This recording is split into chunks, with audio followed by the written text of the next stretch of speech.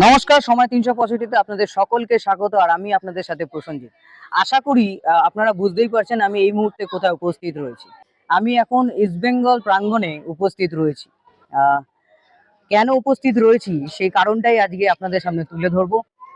হ্যাঁ, একদমই ঠিক। আজকে ইস্ট বেঙ্গল ক্লাবের প্রতিষ্ঠা দিবস। আর আজকে যখন প্রতিষ্ঠা দিবস, তো ছোট্ট একটা গল্প না বললেই নয়। আজকের দিনে সালটা 1920, 24শে সম্ভবত, আমি যদি খুব ভুল না হয়ে থাকি, 24শে জুলাই 1920 মোহনবাগান সঙ্গে প্রতিদ্বন্দ্বিতা করছে জোড়াবাগান ক্লাব। ডিফেন্ডার শৈলেশ বসুকে না নিয়ে মাঠে টিম নামিয়ে দেওয়া হয়েছিল এবং তারই প্রতিবাদ জানিয়েছিলেন সুরেশচন্দ্র চৌধুরী এবং অনুরোধও করেছিলেন তাকে যেন টিমে নেওয়া হয়, কিন্তু তাকে আর টিমে নেওয়া হয়নি। এবং তারপরেই ঠিক 3 দিনের মাথায় ইস্টবেঙ্গল ক্লাবের জন্ম হয়।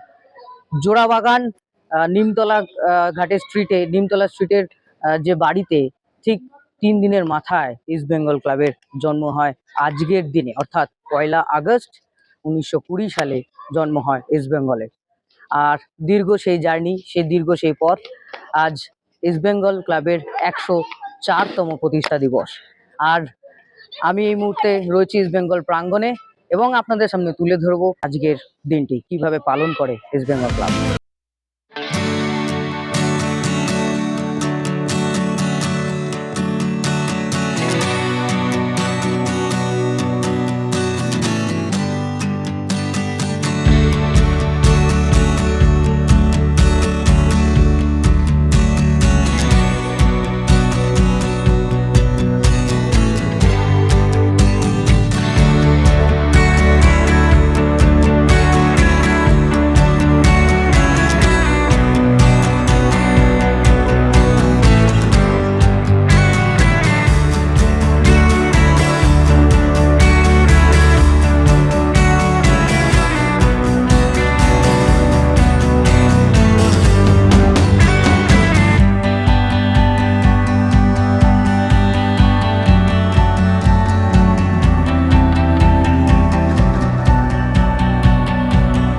শ্রদ্ধা ভরে স্মরণ করছি এবং উত্তরোত্তর এর উন্নতি কামনা করছি।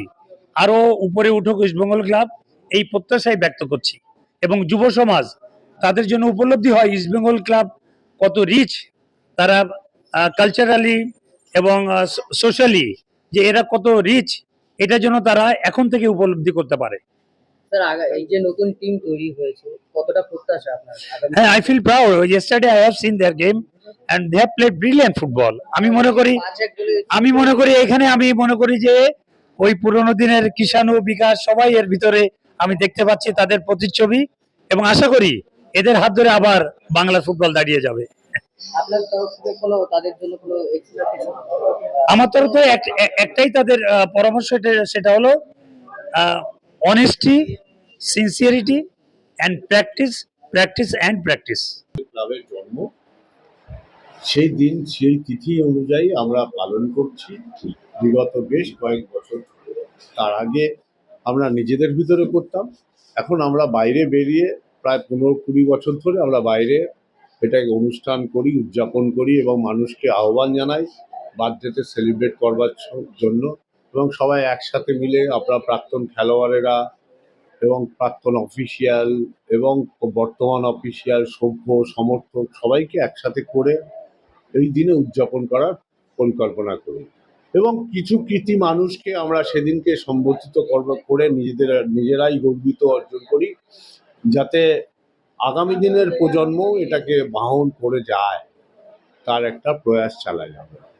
বেসিক হচ্ছে আমাদের এই ভাবনা এবং মানুষকে, এবং এই যে আগামী প্রজন্ম যারা আসছে তাদেরকে আমরা শেখাতে চাই যে ক্লাব, ইস্টবেঙ্গল ক্লাব শুধু ফুটবল এবং খেলার সঙ্গে যুক্ত না, শুধু সমাজের অনেক দায়বদ্ধতা আছে যেগুলোকেও পালন করতে হবে।